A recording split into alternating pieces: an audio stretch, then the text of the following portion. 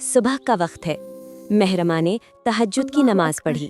سب کچھ پرسکون ہے، اللہ اکبر۔ صرف چاند کی روشنی اور اس کی دعا کی آواز ہے۔ اب محرمہ سحری کر رہی ہے۔ کھانے میں کھجور، دودھ اور روٹی ہے۔ صبح کا سکون اور رمضان کا مزہ۔ سحری کے بعد فجر کی نماز اور قرآن کی تلاوت۔ محرمہ کی آنکھوں میں سکون اور ایمان کی چمک ہے۔ نماز کے بعد تھوڑی دیر کے لیے سو جاتی ہے تاکہ دن بھر توانائی رہے۔ دوپہر میں محرمہ اٹھتی ہے اور ظہر کی نماز پڑھتی ہے۔ اللہ کی یاد ہر پل اس کے ساتھ ہے۔ اب محرمہ دادی کے ساتھ مارکیٹ جاتی ہے، سموسے اور پھل خریدتی ہے، سب کچھ گھر کے لے آتی ہے۔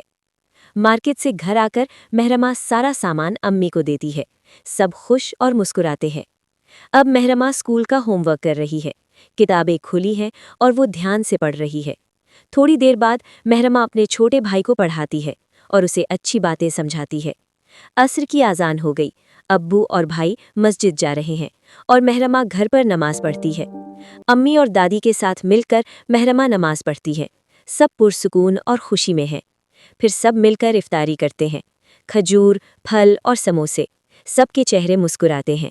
افطاری کے بعد ابو رمضان کی اچھی باتیں بتاتے ہیں۔ سب دھیان سے سن رہے ہیں۔ سیکھنے کا وقت ہے۔